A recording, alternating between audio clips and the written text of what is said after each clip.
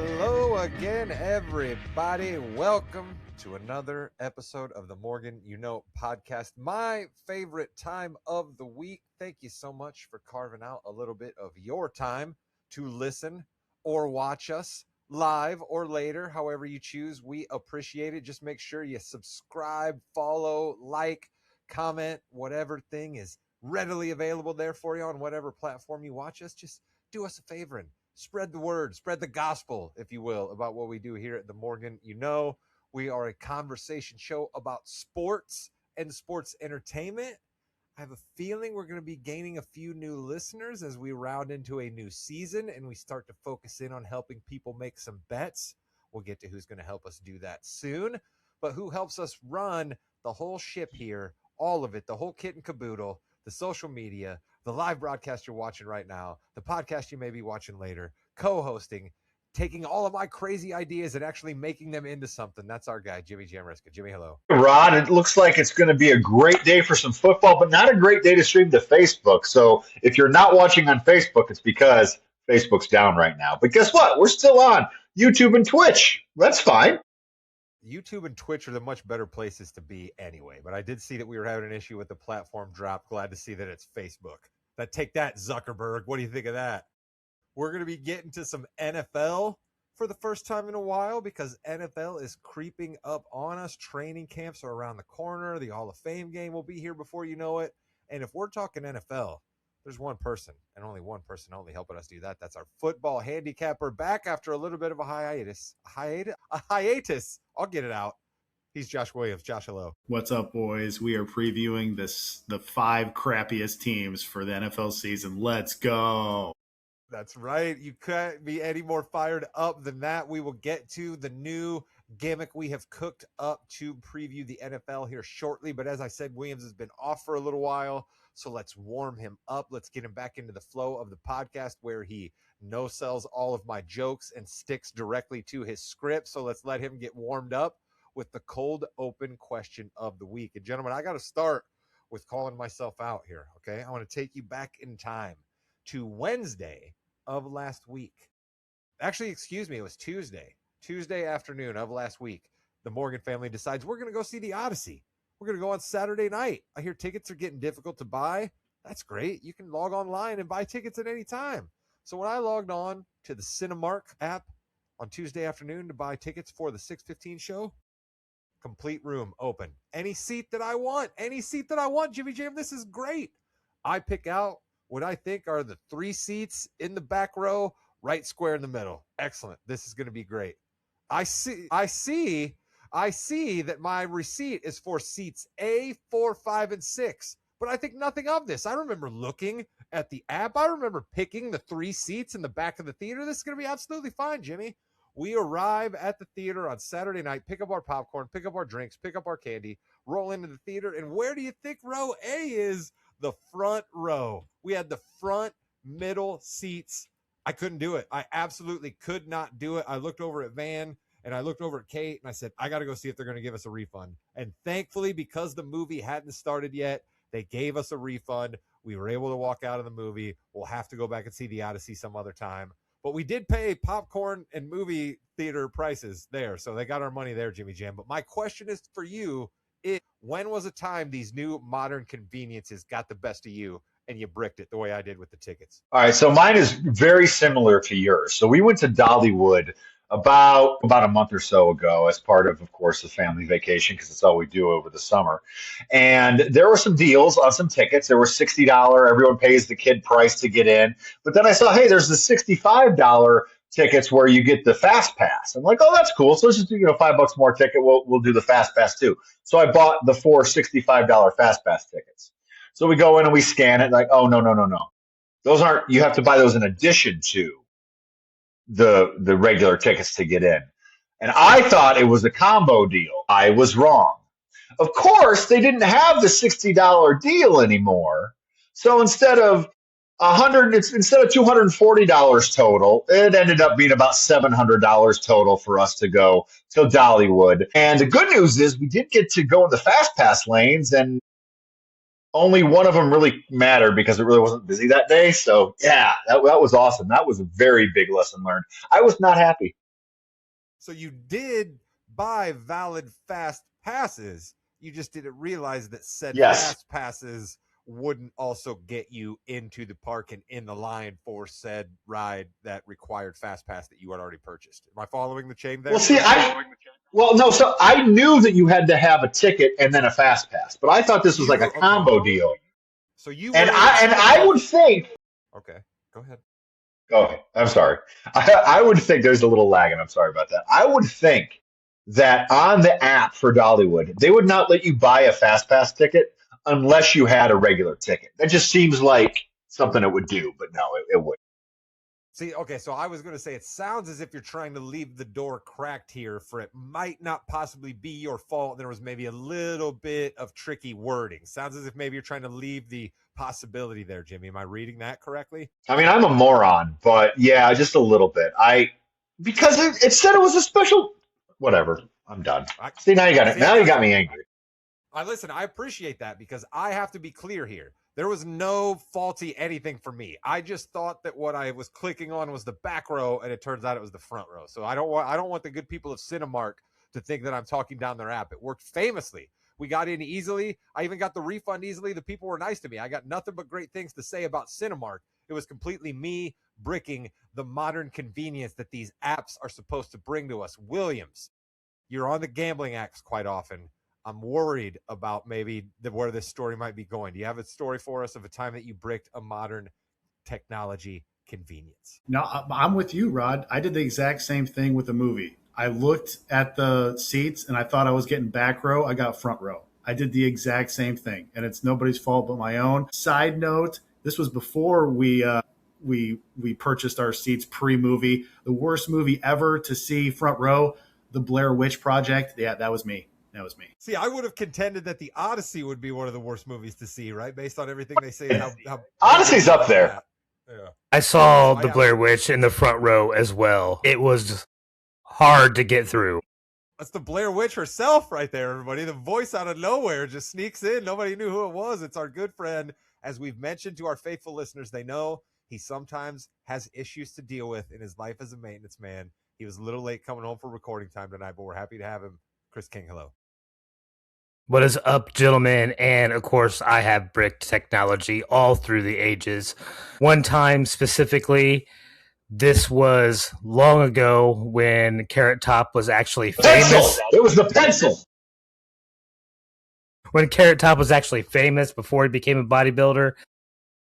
Early days of the interwebs, tried to get tickets online. Was successful in buying 2 tickets, taking a date there. Turned out the tickets were in different rows. Horrible start to the date. Yeah, certainly not going to lead. It's hard to make that initial physical touch, right? To maybe, give the signals that, hey, things are going well when they're not in the same row as you. So, yeah, I can understand how that didn't work out great. But, Chris, what was your favorite Carrot Top joke from that night? Because you had nothing to do but be able to pay attention. So what was your favorite joke that night?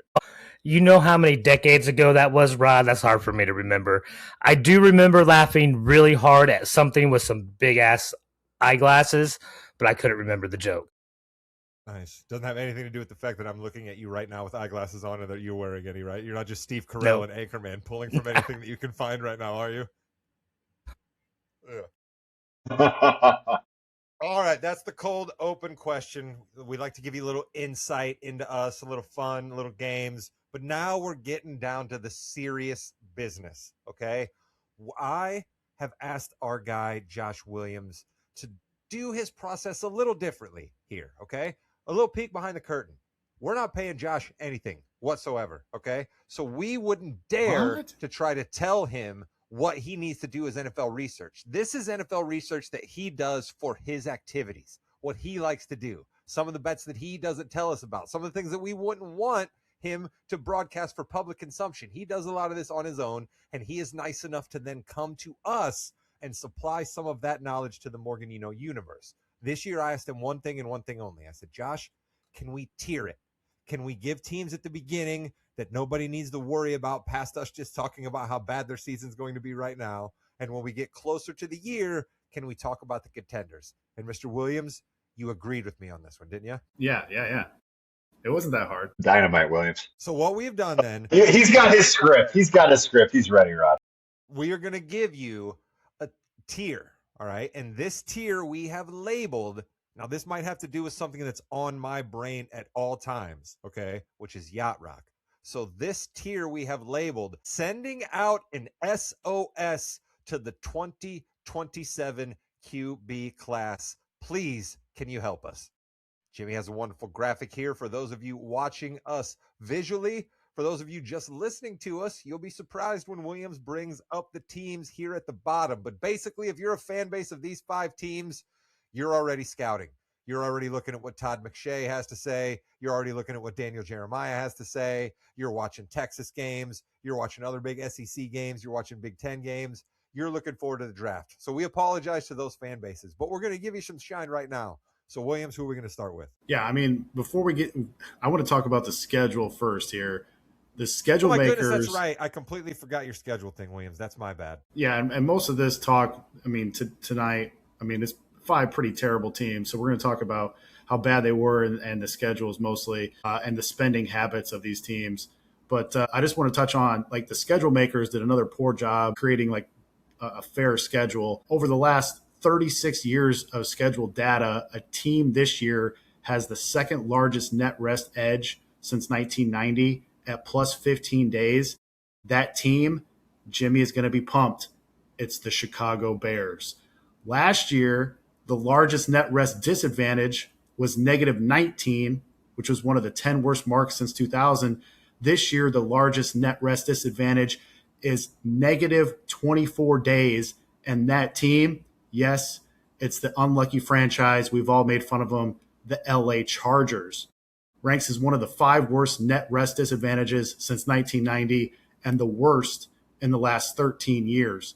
Wait a minute. Last year, stop right there. You got to stop right there. You got to give me a second to react to that because that's hardball. All right. What you just told me right there makes me want to go all in on the LA Chargers. That's Harbaugh right there wearing a badge of honor all year long, standing on business saying that schedule makers were against us. The NFL's against us. Nobody wants us to be able to win this game, and he's going to be a psycho all year long, Williams. I'm so excited for that. Net rest disadvantage you just told us about. Yeah, last year, the net rest delta was 32 days between the best and the worst team in the league with the rest, plus 13 and negative 19. This year, the delta is 39 days between the best and the worst, the Bears and the Chargers. It ranks as the largest delta for any NFL season this century. Last year, there were 61 games played with 3+ rest day advantages, top 5 most in NFL history. This year, there are 69 such games. Very nice. That is the most in NFL history. The games where an opponent has at least 1 day of rest advantage is up 3% this season from last. That might not sound like a lot, but that's totaling in 110 games out of 272. That's 40% of games in 2026. That is tops in NFL history. All the NFL cares about is putting the games on that will get the most viewership in prime windows to sell the most money possible. This is surprising. They do not care in creating a fair schedule. That is evident. This year, 7 teams play 5+ games with a rest disadvantage. The most is the Chargers. They play 7, which is insanely stupid. And there's 5 other teams that play 5. Philly, the Rams, the Packers, the Chiefs, the Steelers, and the Dolphins, who we'll get to later on in this episode. On the other end, we have 3 teams playing 1 or fewer games with a net rest disadvantage. There's 2 teams that only have 1 game with a net rest disadvantage, and they're in the same division. It's Washington and Chris's Cowboys. And there's also a single team this year that plays 0 games with a net rest disadvantage. That is your Tennessee Titans. Buffalo is the only team to play 3 short week road games this year, and only 3 teams have negated buys this season. That's the Rams, the Packers, and the Titans. So that is your schedule breakdown. See, I love all of that because that's good information for people to have, and it's kind of the framework in the business of sports at play right there. But it also triggers something in me, and Jimmy, I want you to jump in here and tell me if I'm being a little unfair here or if you agree with my line of thinking. That, like, I get sort of sick of hearing this, though, right? Like, if the NFL wants to be the king they need to have marquee TV matchups that bring in big time ratings. So to have big time marquee matchups that bring in ratings, you might have to make some teams buck it up a little bit and have a little bit of rest disadvantage. You know what I mean? And then to play the best games in the window for Netflix paying all the money and CBS and Fox paying all the money, then I'm sorry, that means that your Thursday night games and some of your Monday night games are going to be bad. But guess what? 32 million people are still going to tune in. So it doesn't matter. The NFL is just going to keep serving you up these games, and NFL fans are just going to keep sucking them down. So, Jimmy, we could sit here and complain about it, but nothing's going to change whatsoever. Yeah, I'm going to do a Williams here real quick. I'm going to circle back, and we're going to talk real quick about the fact that he brought up both Blair Witch and Borat so far in this podcast, Williams. So why don't we just get some new material? You've been spending too much time with Chris there, I think. It's weird because the schedule is already predetermined. We know who's playing and when they're playing. Why can't the NFL just figure out how to get this net rest disadvantage or advantage just a little bit more streamlined throughout? The Chiefs always get screwed over. They always play on Christmas and New Year's. I think the Bears are doing the same thing: Christmas, New Year's, Thanksgiving. And you're right, Rod. Anyway, everyone's going to watch all these games anyway, so it really doesn't matter who plays when because everyone's going to watch it. I just think it's not that hard. The NFL is being a little too greedy here. You got to be careful. Chris, are you a big schedule watcher? Do you get freaked out about the schedule? Are you sitting there with your tub of popcorn for the big schedule release parties that they have on the networks now? No, I do like the YouTube videos the teams put out. I think that's interesting. But past that, if you had a good season last year, you're going to be playing the division winners the next season. You kind of know what's going to happen. And really, this isn't too difficult of a problem to solve. All you really have to do is tweak the weight of a variable in the algorithm you're using to create this schedule, and then it's going to take the net rest disadvantage and advantage into account and put more weight behind that so it's more even and equal on each side of the algorithm. So it's not going to be that difficult. And I don't care how many different TV contracts with streaming services you have out there, you can get it figured out. Listen, I'm sorry that Count Benface lost his bid for election as Prime Minister of the UK, but Chris's time on his election team has really paid off on his knowledge of analytics. Jimmy, that was some impressive stuff right there from our guy. Chris was using words I didn't think he knew. I'm very impressed, Chris. Good job, buddy. I've been around for a while, guys. Only to help advance the needs of intergalactic space warriors will Chris do that kind of work. You got to love it out of our guy. All right, Williams, we got the schedule talk out of the way, but that's good stuff. If we can't talk about the schedule before we start breaking down all these individual teams, when can we talk about it? So that one's on me, man. That was on the thing, and I blew right past it, Williams. So that's on me. Which team do we want to start with? Yeah, let's start with Arizona. Their over-under is over 4.5 plus 140. If you want to go over that win total, I think you can find some books that have them at 3.5, and we'll describe here why that is. Mike LaFleur is the new head coach, and guys, guess who they brought in as OC? Our friend, Nathaniel, don't call me Buddy Hackett. We're already starting the previews off with oh boy, with this play calling. The rest edge for Zona this year, -4 on the year. So let me tell you how terrible the Arizona Cardinals season was in 2025. I don't think people realize how bleak it really got. Their 176 winning percentage was the worst since 1959 when the team still called the beautiful city of Chicago home. A stat I like to look at from last year, they were -29 in sack margin and -18 in penalty margin. Those are drive killers. So last year, Zona played the number 2 hardest schedule of opponents. They had the number 1 worst player health.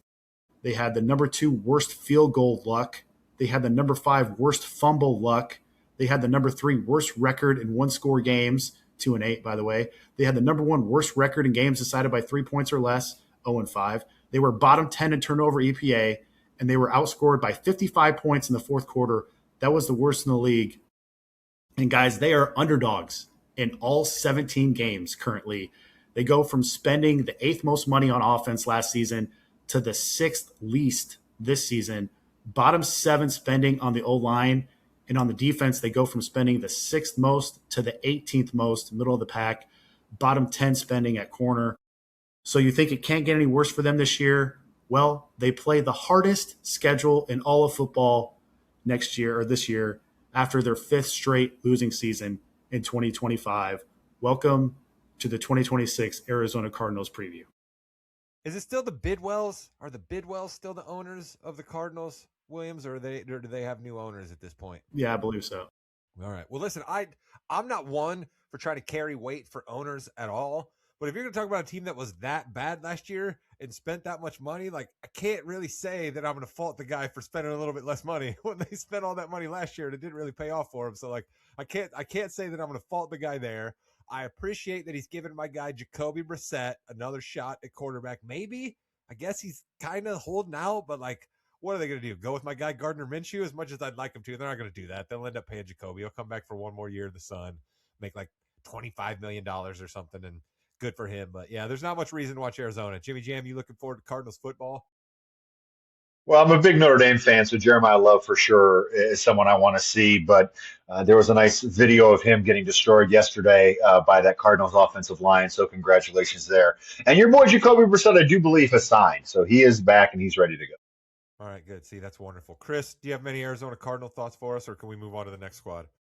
No, it is just odd that I'm not doing a Call of Duty watch with Arizona this year. That's going to switch up with Minnesota. So that's the only thing that's really kind of throwing me off. I do want to say that when we talk about they have the worst projected schedule, strength of schedule this year, that is projected. We don't know how these teams are going to end up.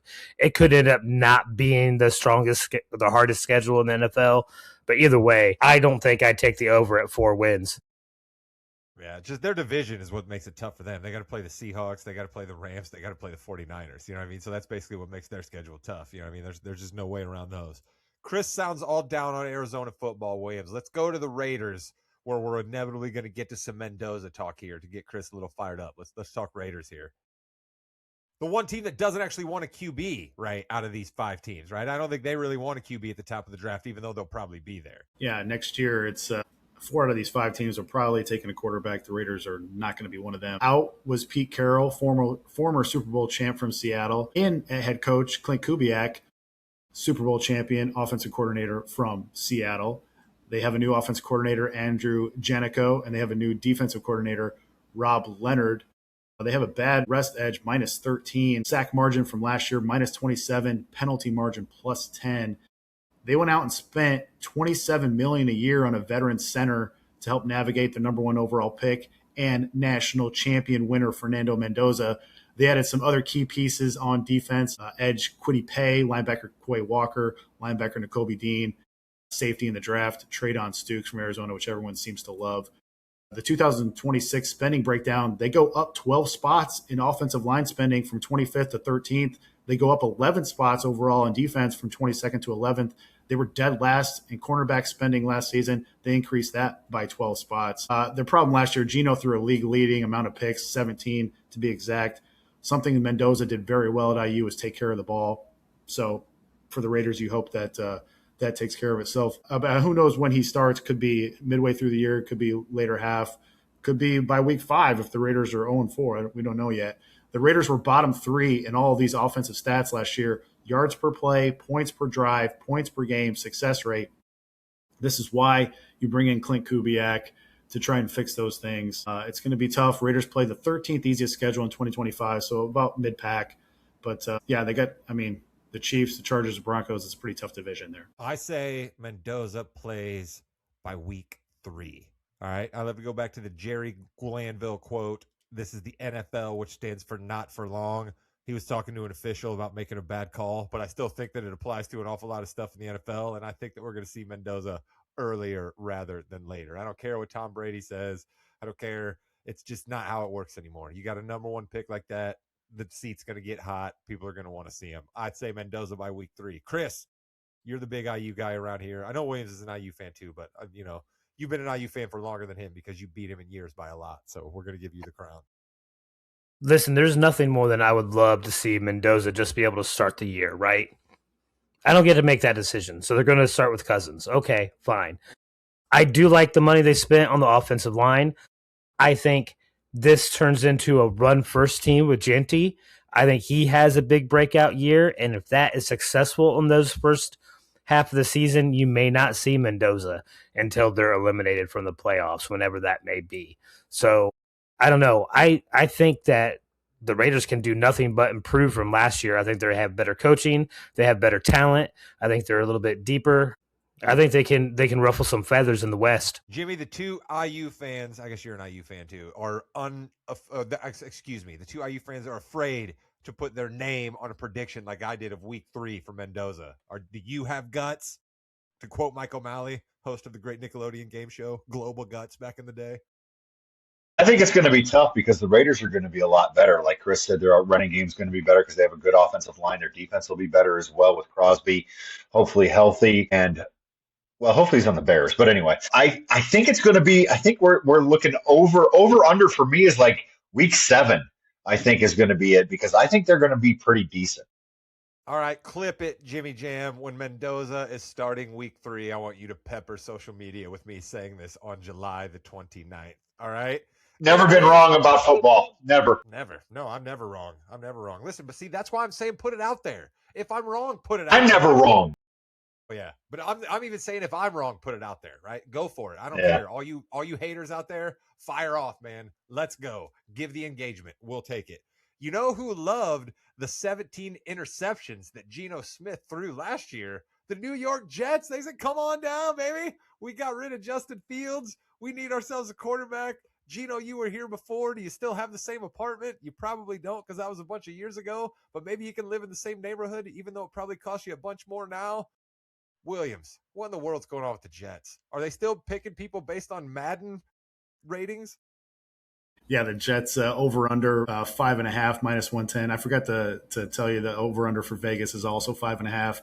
It's a little bit juiced to the over minus 140 there. But the Jets, they also here's a thing with all these teams. They have a lot of new coaches, a lot of new offensive coordinators, a lot of new defensive coordinators. The Jets, Frank Reich, new OC. Brian Duker, new DC. They do keep Aaron Glenn at head coach. I'm not sure if that's great or not. The rest edge, -3. Sack margin last year for the Jets, -34. Penalty margin, -19. And that's not even the most surprising stat. We'll get to that later. 8 of their most expensive free agents trades were on the defensive side of the ball in the offseason, and that doesn't count their first-round draft pick, number 2 overall linebacker David Bailey from Texas Tech. On offense, only the Dolphins are spending less this year than the Jets. Jets are bottom 6 in spending on QB, O-line, wide receiver, and tight end spending. They are top 3 in running back spending, though, if you want to put a team together like that. They are also bottom 6 in spending on the defensive side of the ball, including bottom 4 on the defensive line. If you guys forgot, the New York Football Jets set an NFL record last year by recording 0 interceptions on defense. The incompetence amazes me. Aaron Glenn fired his DC midseason, and then he took over the play calling. The Jets still couldn't muster up any interceptions. By this measure, I bet you guys could guess who finished dead last in turnover margin at -19. And this is the stat I was talking about earlier. The Jets trailed at halftime last year by a combined 175 points. That's the worst this century by an NFL team. In the first half of games last year, Justin Fields was number 41 in yards per attempt, 40th in EPA, 30th in completion rate, 33rd in success rate. Back comes Geno to the rescue, ? Well, he was 32nd in EPA per play. Geno was sacked on 28% of his dropbacks versus pressure. Only one non-rookie QB was worse last year, and that was Chris's guy, Kyler Murray. They bring back Aaron Glenn as head coach. He was 26th in EPA based on fourth down decisions. The Jets as a team were next to last in red zone touchdown rate. They do bring back 4 starters on the offensive line, but is that a good thing, I would ask? I don't know. On the defensive side, they did add a few veterans, Demario Davis, Joseph Asai, Nashawn Wright, Devondre Sweat, Minka Fitzpatrick, and then in the draft, they got David Bailey and D'Angelo Pons from IU. Finally, some good news for the Jets. Finally, they play the 4th easiest schedule this year. So we'll end it on a positive for the New York Football Jets. I only got one thing to say about the Jets. A.D. Mitchell fantasy sleeper. All right. That's all I got for you on the New York Jets. Chris, Jimmy, either of you guys got anything on the Jets? I will be watching a lot of the Jets this year to watch Omar Cooper get in on the 3 wide receiver sets and D'Angelo Pons getting run at the cornerback room. I think one reason why the Jets haven't spent that much money is all their players are young. Their 3 best receivers are all still on rookie deals, I believe. So listen, they got to be better than they were last year. Unless if not, I mean, this is Aaron Glenn's last shot. Right? If they don't show something, he's gone. He's probably the hottest seat in the NFL right now. Yeah, Rod, I kind of agree with Chris. I think Cade Klubnik's got a good shot at being a starting quarterback before Fernando Mendoza in the NFL. Really, I think this is another case where Aaron Glenn gets fired week 3, week 4, just because it happens every year where someone should have probably been gotten rid of the year before. They bring them back, and the first quarter of the season doesn't go well, and they make a change, and they just kind of have to start all over again. Yeah, I just don't see a scenario where the pastor Frank Reich just lights the world on fire with his new offensive concepts, and the Jets under Geno Smith just run for a wild card bid in the AFC. Like I just don't see that happening. We got the Dolphins and we have the Browns left, but I'm making an executive decision that the Dolphins are just not getting talked about. We're going to give some love to our guy, the crippler, Mark Allen from Cleveland. We're going to discuss his Cleveland Browns because it could be bad in Cleveland again. So there might not be too many reasons to discuss them during the year. So let's talk a little bit about them now. Is Deshaun Watson going to actually play quarterback for the Browns? Williams, what do you got? Yeah, I think so. Over 5.5 is the line for Cleveland, minus 110. So basically the same exact line as the Jets. They bring in a new head coach, Todd Monken. He comes over from the Ravens. He was the OC over there. They have a new OC, Travis Switzer. They have a new DC, Mike Rutenberg. And in 2025, their sack margin was +2, thanks to Myles Garrett, who's no longer there. And the penalty margin was +17. That's actually surprising for how terrible they were. 19 key players lost. None more valuable than the aforementioned Defensive Player of the Year, Myles Garrett. By the way, Garrett set the record for the most sacks ever by a player under the age of 30 last year, passing the late, great Reggie White. Reggie never got to a Super Bowl with Philly. They traded him to the Packers, where he did get a Super Bowl ring. We'll see if Garrett can do the same thing with the Rams. But the Cleveland brought in 7 players via free agency and trades. Then they had 10 selections in the draft. Their rest edge is 0. The 2025 Browns were bad, but I'll tell you what, their defense was awesome. Number 2 in total efficiency, number 2 against the pass, number 4 against the run. On D, they ranked number 2 in EPA per play, number 4 in yards per play, number 4 in success rate. They were top 10 in early down defense, explosive play D, red zone D, and third down D. Spending in 2026, they are capped by all the money they are giving to Deshaun Watson yet again this year. So even though they are bottom 7 in offensive spending as a whole, they are top 5 in quarterback spending, which is just puke. On D, they're right in the middle of the pack in spending, top 6 at corner. And all those great stats I mentioned about their D earlier, that was after their offense left opposing teams with the best average starting field position in the league, which makes those defensive stats even more impressive. Here's a surprising stat. Against the spread as a home dog last year, the Browns were 5-1. You were making some money if you bet the Browns when they were at home and they were dogs. The Browns offense averaged just 22 yards per drive last year, which ranked dead last. And after allowing the highest pressure drop back rate and also being dead last in yards per play in 2025, their 4 biggest adds in the offseason, all on the O-line at tackle and at guard. They use a top 10 pick on a tackle. Their next 2 picks, both wide receivers. So that's no surprise there. They recognize that their offense had to get better. So at least the front office is trying to address it. Some good news, the Browns face the 6th easiest schedule in the league next year. Jimmy, my only question for you involving the Browns is how much coal are you willing to shovel into the train for Deshaun Watson as comeback player of the year if things start looking good for your boy? I'm going right to MVP again, Rod. I think he's going to blow right past the comeback player of the year and will get MVP. But to answer your question seriously, I did. No, I think that if there's no way, but yet it might happen because he's that type of player and the type of off the field personality that will definitely make a good comeback and score a lot of touchdowns. It's going to happen. Listen, Chris, I mean, the guy's not that washed up yet. Crazier things have happened. I certainly don't believe it to be true, and I certainly don't wish it to happen based on all of the things that we seem to know about Deshaun Watson. But I mean, it's not outside of the realm of possibility. He's not like 38-year-old QB trying to resurrect himself here. Let's give you something here, okay, Rod? All right, since 2022, he has played in 19 games. All right. In that time frame, he ranks 39th out of 40 quarterbacks with at least that many starts with a minus 0.19 EPA per dropback. You know who is the only quarterback in that time that's been worse than him? Carson Wentz. Zach Wilson. Zach Wilson, huh? Not another guy you wouldn't want either. So I don't think Deshaun Watson take away his off the field troubles. I don't think he's the answer anyway. I don't think there is any sort of logical explanation of why the Browns want to put him out in the field. I don't think any team will ever be interested in trying to trade for him for any type of reason. So it makes no sense to me. Put Sanders out there. Jimmy Haslam, not exactly draping himself in glory as an owner of franchises. Myles Garrett shipped out of Cleveland. Giannis Antetokounmpo shipped out of Milwaukee.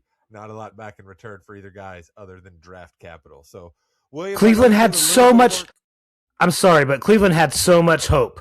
They had Baker Mayfield, won them a playoff game. They had so much momentum going for them, and they just throw all that goodwill, that good karma away to get Deshaun Watson. It has been nothing but horribleness in Cleveland ever since. Sorry, Crippler, but ever since then, it's just been downhill. You wonder what would have happened in Cleveland had Jimmy Haslam not had that terrible run-in with Progressive Insurance. And then since Baker Mayfield was the guy for Progressive Insurance, he just had to ship him out of town. Not a lot of people know that that's what happened, Jimmy. Not a lot of people know that. No one knows that, right? Because it's not true. It's absolutely not true at all. Exactly. When I say things like that, listeners, new listeners that are coming in. Williams is gym buddies. Speaking of Williams, I know you did some work on the Dolphins. Let's not empty the entire clip here, but give us the cliff notes of what any Dolphins fans who might be listening to us need to know heading into their season of hoping to get a quarterback, even though they just paid one a bunch of money. Yeah, Dolphins over 4.5 plus 135 is their over-under. They got a new head coach, Jeff Hafley. He was the DC for the Packers. New OC, Bobby Slowick, comes over from the Texans. New DC, Sean Dugan. The rest edge is -3. They fired their GM, Chris Greer, midway through the last year. He had been there a decade with 0 playoff wins, so that was impressive. The new GM, John Eric Sullivan, comes over with Hafley from Green Bay. When you think rebuild, well, buddy, the Dolphins are rebuilding with a capital R. The key players lost. I counted 35. The key players added without the draft, I counted 1. Malik Willis at over $22 million a year. Tua gone, Tyree gone, Waddle gone, Bradley Chubb gone, Minka Fitzpatrick gone. They were replacing over 60% of offensive snaps and nearly 55% of their defensive snaps from last year. In the NFL, when you clear like 30% on one side, that is considered a major rebuild. Clearing 50% on both sides is insane, ridiculous. The Dolphins are absorbing, how about the stat? They're absorbing $180 million in dead money as a result of cutting all these players 35 plus. This historic figure destroys the previous league record of $127.7 million set by the 2022 Houston Texans.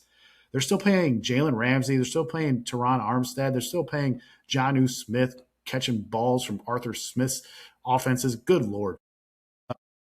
To coincide with that, they had 13 draft picks that they can pay on the rookie scale. On offense, they are spending the least amount of money in the league by a wide margin. Dead last in running back, wide receiver, and tight end.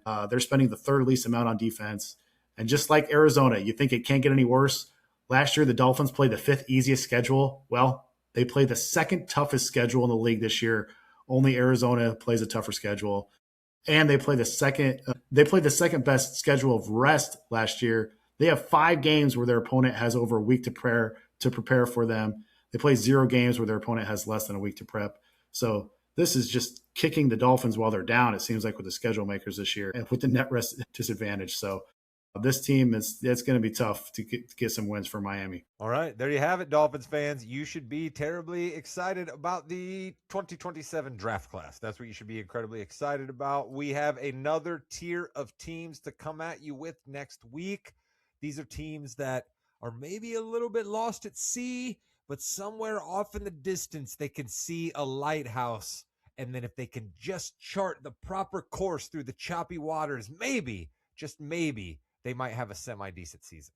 So that's the tier you have to look forward to next week. Williams, thank you so much for all of your work and returning to the podcast. Did you have fun coming back, starting up the NFL talk? Oh yeah. We got some decent teams or not to talk about next week. So we'll see how that goes. All right, he'll be back with us next week, but Jimmy is going to take over the hosting details as we talk about SummerSlam in Minnesota. Well, Rod, before that, we have to talk about a very big story in the NBA Fast Break. The fastest one story in the NBA.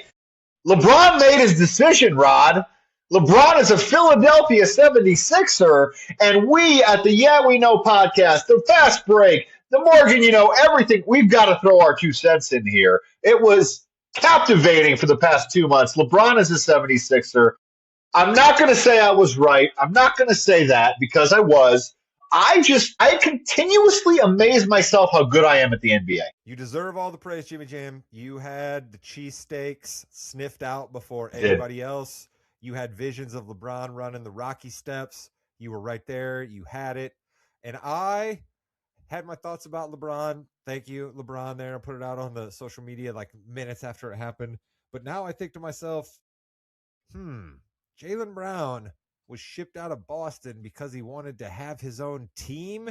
And now he's on a team with Joel Embiid, LeBron James, and Tyrese Maxey. So he was mad because he had to give some stuff to Jason Tatum. Now he has to give stuff to Embiid, Maxey, and LeBron. But Philly's probably going to be pretty good, I think, right? As long as those guys can actually get out on the floor for 70% of the year and most of them are healthy at the playoff time, they'll have something to say. Chris, what's your thoughts on LeBron going to Philadelphia? If you're really trying to cement your legacy in the NBA and you're willing to take that veteran minimum at $8 million for a 2-year deal, right? Go someplace that is truly a basketball mecca that is desperate for its first NBA championship. Don't do it. It's over now. Don't do it.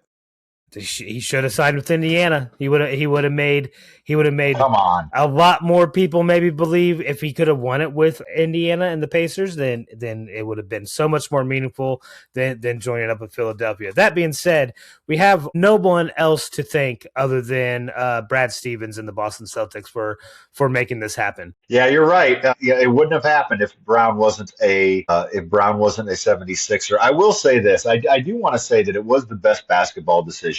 And those reporters down in Miami who were trying to make this a Kawhi Leonard thing, where how could he ever give up that much more money to go to Miami than to Philadelphia? He doesn't need the money. He wants to win a championship. It's by far the best roster. So I think it's a great thing for everyone involved. I think the NBA is going to love it. I think Philadelphia is going to embrace LeBron, and I really hope it goes well. And I hope they lose to the Indiana Pacers in the Eastern Conference Finals. I really hope that happens. If I'm Michael Rubin, go ahead, Chris. If LeBron did sign with Miami for that $8 million, did they still even have any kind of money to make any other moves to make a team better around him? I don't think so. There's always something you can do with somebody, but yeah, it would have been tough.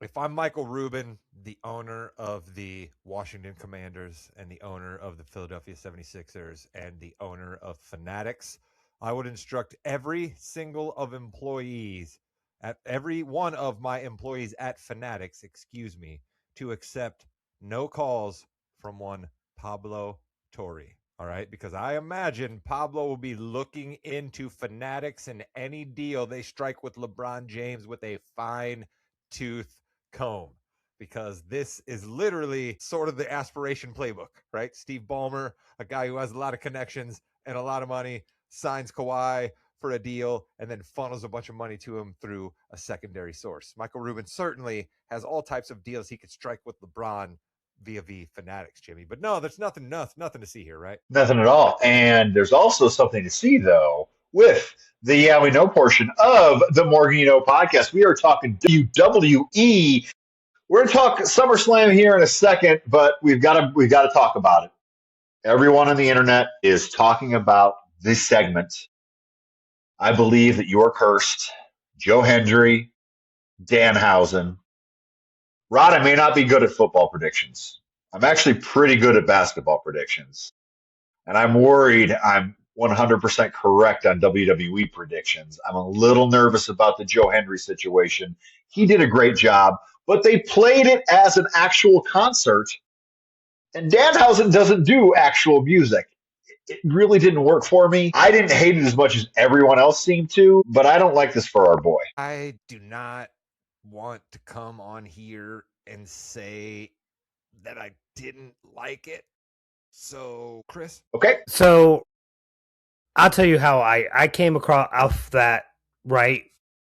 Kind of upset that the crowd wasn't more into it. I thought maybe I was like, hey, if you're there and that's Downhausen, who everyone loves, and Henry, who everyone loves, I thought the crowd would have been more into it, right? But that's what kind of threw me. Of course, it wasn't great, but I don't think I hated it as much as what everyone else has either. And I think it shows they're still not sure what to do with either one. They just know Danhausen can essentially do no wrong right now.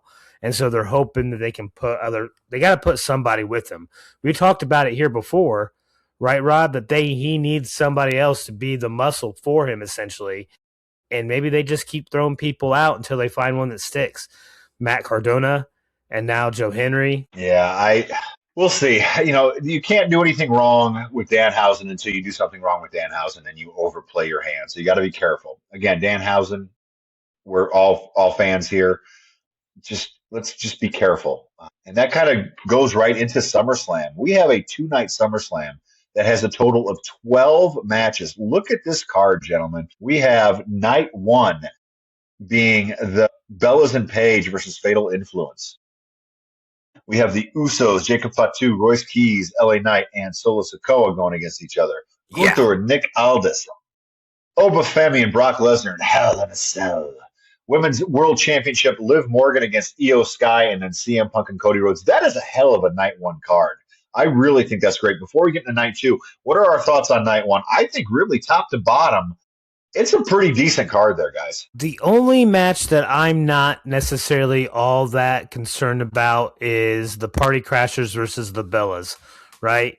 I'm not really too concerned about that, but I really am looking forward to every match there.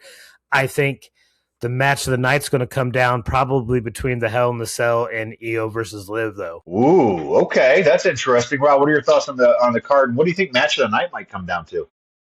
I do not think that Io and Liv will be in that discussion, but Chris could end up being right there. I think the night should start with LA Knight, right? I think LA Knight's music should drop first. Bring him out to the ring. Actually, no, the Usos music will probably start first. Bring out the Usos first, then bring out LA Knight. Then you get Solo. But I'm all in for it, man. I love what we're seeing out of Solo here recently, so I'm excited for that match to start it out. I think then we'll see the Fatal Influence match at number 2 because nobody cares about that at all. I think we'll see Gunther and Nick Aldis go off at 3. That'll be an absolute war. I'm looking forward to that. Now that I think about it, Brock doesn't like sticking around long, so that will probably be up near the front of the card as well because it's not going to be the main event because that's going to be the Golden Boy versus CM Punk. So I think I'm probably most looking forward to Hell in a Cell, but I think night 1's better than night 2. I think so too. I'm really looking forward to Gunther and Nick Aldis. I think that's going to open up some eyes. Nick Aldis has been a very good professional wrestler for the past decade or so, and he hasn't wrestled in like 3 years. I think it has been, but he's younger than Seth Rollins. He's in good shape. Gunther is an amazing partner to have in the ring. I think that's going to be a banger myself, so I'm very excited for that. Now, as you said, Rod, night 1 really is strong. Night 2, on the other hand, is very interesting because we have Danhausen versus Dominic Mysterio and Human Money's on a pole match. We have Penta and Chad Gable, which is going to be over in Minnesota, and that's going to be a great matchup. Baron Corbin's back in the WWE, gets the United States Championship. Mello is just sitting in the back saying, what do I have to do? Finn Balor and Sami Zayn is a number 1 contender match. I'm really looking forward to that as well. We have the ladder match. We still have kind of a mystery partner, either Julie or Lash Legend coming up. And, of course, we have Roman Reigns and Seth Rollins as the main event. I don't know. I think what I'm looking forward to most here might be that Penta and Chad Gable match, guys. I don't know. What are you thinking, Rod? Who are you looking forward to most? I want to shout out our guy, Brad King, one of our faithful listeners, been on the podcast a couple of times. We know him from his work on Rock Draft with us, the pod Jimmy and I do over at 97.7.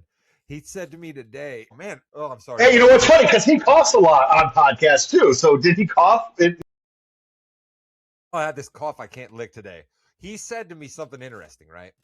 The WWE is calling this the interim women's championship, right? They haven't necessarily done that before. They've stripped people and then the belt goes on to somebody. They're calling this interim. So could this be a scenario where our girl gets a shot because it's already predetermined that it's interim, right? We're not trying to fully say that this is the person that we're attaching the wagon to. We're just letting Chelsea Green be interim champion for a while. That's what I am excited and looking forward to, Jimmy. Because of the interim, it just has my wheels spinning, and I'm like, if they ever were going to do it for Chelsea, it's when Bianca's gone, right? It's when Becky Lynch is gone. It's when Rhea's gone. It's when Liv and Io are, you know what I mean? When like every other top person is involved in something else, and she's in the match with Charlotte, and Charlotte's a 14-time champ. She doesn't need the Intercontinental belt. Why not Chelsea? Why not now, Jimmy? Shout out to Brad King. Well, I like that. I like it a lot because it is, and it's a ladder match, so anything can happen. I love it. I think that should happen. I might even predict that now. Thanks, Brad. Appreciate you, buddy. All right, so we're gonna do something a little different here. We're gonna have a draft.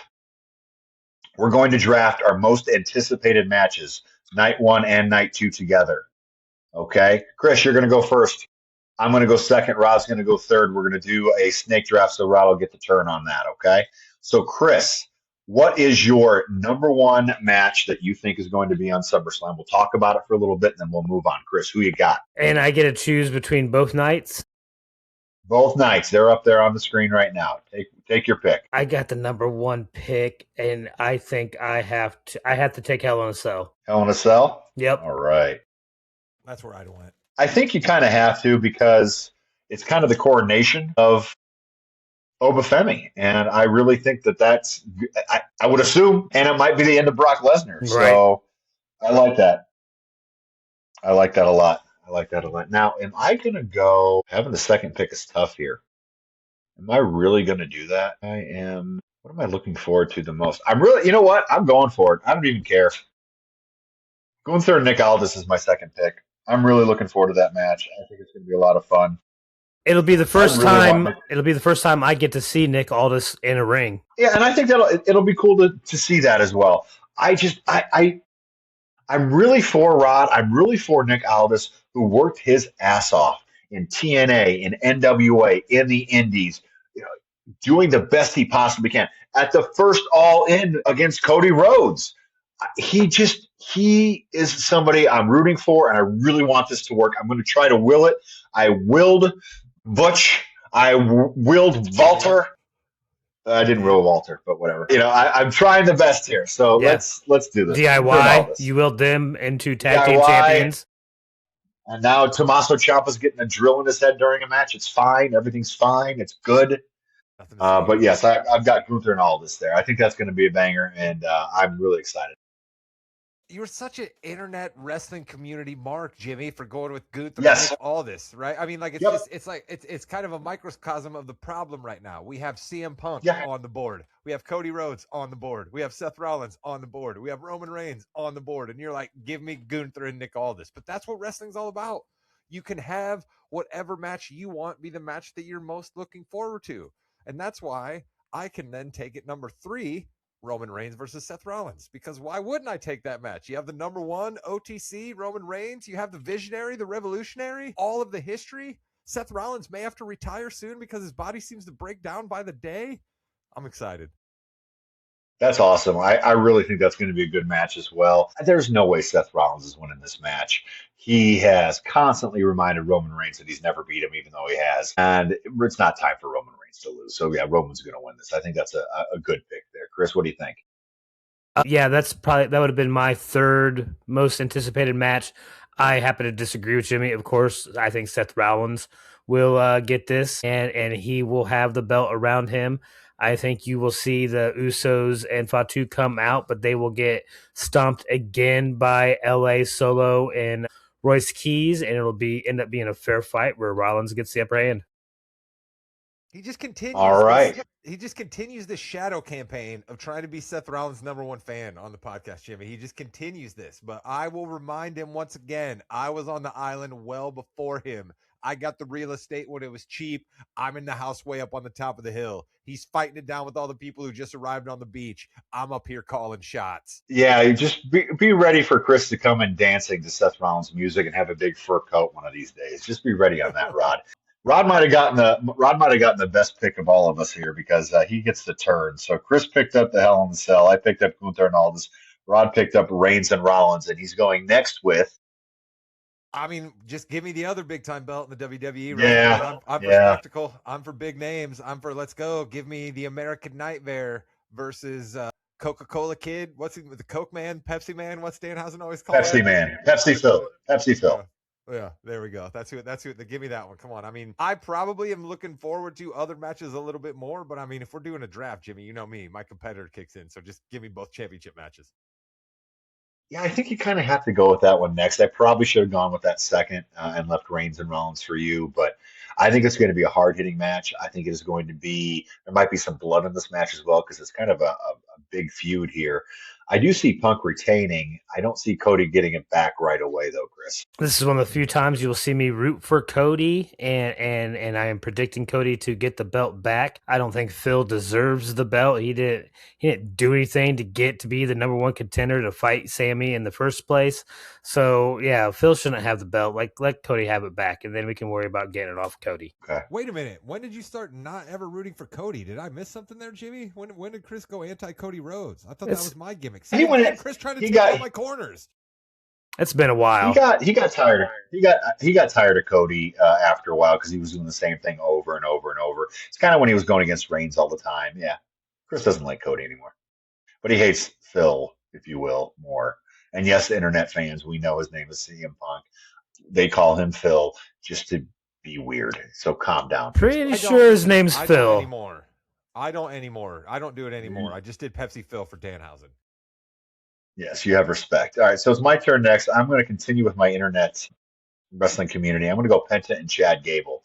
I think this is could be the match of the night. They're both going to go all out. I think Chad Gable wins, and I think the crowd erupts when he does. So Penta and Chad Gable is my pick for the second round. I agree with you. I think Gable's walking out of there champion. I think we're definitely seeing that, and I think Penta knows that this is a big spot for him. He had a WrestleMania match technically, but he knows this is a big spot for him, and he knows he's a little older than people realize. So I think you're right. He's going to be bringing it. Yeah, and this could be a chance, Chris, for Penta then to go up a level if they so choose. Right. I am concerned, if you're a Chad Gable fan, that WWE does have a history of not letting people win in their hometown. We have seen that quite a bit. So I'm rooting for Penta. I'm not 100% on board with the new Chad Gable yet. So, I mean, I know it's going to be a banger of a match, though. These guys can wrestle. I just wish I wish they knew how to get him over some way or another. I don't know. You can't get Chad Gable over, I guess. It just isn't possible. Chris, you've got two picks here. This is big for you, bud. You got the Hell in a Cell in the first round. Listen, you guys know, if anything, I am consistent with my fandom in wrestling. You know, I don't like the Bloodline, and I love LA Knight. So, of course, I'm going with the 3-man tag match, the Usos and Fatu versus Solo, Royce, and LA Knight. Yeah, I really like the fact that AI doesn't know what Royce Keys looks like, but that's a whole other story. I think that I like what they're doing with Royce Keys. They're bringing him in now. Let's get him up more. I think he's going to get a pin here if that team wins. If not, LA Knight is totally taking the pin here. I'm sorry, guys, but he is. I think it's going to be a pretty hard-hitting match, a lot of action. I'm excited for it. It wouldn't have been my pick, but Rod, it's going to be a good matchup. I think Jimmy Uso is laying down on his back if the Bloodline loses, and I think LA Knight is laying down on his back if that team loses. I think that's absolutely happening. Jimmy Uso is definitely there to take the loss. I think I'm gonna pick Solo Squad. because I want big things for Solo Sikoa. Because when he came walking down the aisle and did boom, boom, pew, pew, and was firing off at his brothers, Solo Sikoa does good work. There's just not enough people out there shouting out Solo Sikoa's good work. So I guess it'll be me. All right, Chris, first round you picked Hell in a Cell. Second round, the 6-man tag. The turn on the third round is... Chris needs to unmute himself. I'm a little bit torn. Okay. I am equally looking forward to both of these two matches, but I think I'm going to have to go with Danhausen versus Dominic Mysterio and the Human Monies on a pole match. I think that is ingenious marketing. I love both of these guys. You know how I think Dom is a genius, and Danhausen keeps playing him like a fiddle. It is pure gold, pure wrestling soap opera gold. I will eat it up all the time. So I'm going Danhausen versus Dominique. Rod, I think this is another one of those classic catch-as-catch-can. Human Money's on a pole matches, no outside interference. They're just going to put on a wrestling clinic. I mean, I don't see how Danhausen loses, but then Dominic is your number one heel in the WWE and AAA, or he's actually the number one face in AAA. What do you do here, Rod? What's the guy's name that was the Raw writer that went to WCW and took it down and did Buff Bagwell's grandma on a pole? Like, do we really want to be like making that guy Vince Russo? Vince Russo. Do we really want to make it so that Vince Russo is going to be chirping all weekend long and that there's a Money's on a pole match? I mean, I don't get that. I know that we have to kind of bend physics with Danhausen matches. You know, we got to get mini Hausens involved. We got to have, you know, other poles and stuff involved because the guy can't really wrestle. But I just don't like that we're doing a Vince Russo thing that basically is credited with bringing down WCW in a Danhausen Dominic Mysterio match. But I'm for spectacle, so let's go. Okay. All right, so I am up now, and I'm going to go with the number one contenders match, Finn Balor and Sami Zayn. Again, I like the underdogs. Finn Balor, he's on his way up again. I really like that. Sami Zayn is kind of stuck into, he was just a champ. Now he wants to kind of get back in there. Finn Balor, Sami Zayn, and I'm going to go Finn Balor wins this match. Finn Balor going on to be the number one contender, Rob. Finn Balor Club? Jimmy, what in the world might they be trying to make people think of when they say the Balor Club? What are they trying to hint at there? The Bullet Club. Yeah, that's exactly what I was putting you up for there, Jimmy, because you are our wrestling historian here. Chris and I are a little newer to the game. I had a long pause there. You know more about what he used to do over in Japan. I love Finn Balor. Let's see it. That's great. It's my pick now, or do we need Chris's thoughts on that match? Chris, anything? I'm pro Finn Balor because I'm also over Sami Zayn. See, that's what I was. Okay, yeah. See, there, Jimmy. There you I go. just didn't want Chris's obligatory shot at Sami Zayn, and you just. Gotcha. All right, Rod, you get open for him. You get two, and I think there's only like 4 left. I get to apologize to all of the ladies out there for my misogynistic co-hosts who just refuse to pick a match that involves a woman. I don't understand why these gentlemen don't think that women can wrestle. Chris and Jimmy send me messages all the time that they want us to go back to the Divas era. I'm sorry to all the ladies out there that Jimmy and Chris don't think that they can wrestle. I do. I respect what you guys do. So therefore, I will be taking the WWE Interim Women's Championship ladder match, followed up by Liv Morgan and Io Sky for the Women's World Championship. Ladies can wrestle too, guys. It's time you open up. It's time for me to rethink. Go ahead, Chris. I was going to say, I would like to circle back and state that I predicted Io versus Liv would be match of the night on night one. So I did not say women can't wrestle. But yet you didn't pick it, though. You didn't pick it. Because that's not what the draft is about. The draft is about which matches am I most excited to see, right? And there are other matches. You're not excited to see the match of the night? I'm still excited to see it, right? That was what I had to go back and forth with the Danhausen match. I'm just slightly more interested in Danhausen versus Dominique. It just all right, like so you both are just Trojan horsing misogyny here, but go right ahead and say whatever you have to say. I think so. So we have Trick Williams and Baron Corbin and Fatal Influence in the Bellas and Paige. Honestly, it's so weird. I still don't care about Baron Corbin. Good guy. I'm really happy that he's back for him and personally. But it's going to go Fatal Influence in the Bellas and Paige. This might be a time where Paige gets kicked out of the Bellas group and something else happens there. But I do think Fatal Influence is going to win and they're going to defeat the Bellas and Paige. So I've got that one. Rod? We commented earlier that AI, for those watching this visually, doesn't know what Royce Keys looks like. They also have zero idea what Fatal Influence looks like. None of those chicks look like JC Jane, Paladin, Yeah. or Lady Reed. Not one of them. But what is also funny Don't. about that is I couldn't pick them out of a lineup because they look different every single week they come on TV. I'm pretty sure I know which one JC Jane is, but I couldn't tell you who the other two are. One time one's wearing a cowboy hat, then another one's wearing a cowboy hat. Then they're doing something different. Then one of them has glasses one time. Fatal Influence. Please have some type of a look that is similar so I could figure out what you're doing and who you are. My goodness, ladies. And Chris, that leaves you with Trick Williams and Baron Corbin. Whoop that trick, right? Hey, good for you, I Baron, guess. making it back to the main roster. You're going to get booted down on night 2 hard. Yes, you are. So it looks like it's going to be a really good SummerSlam.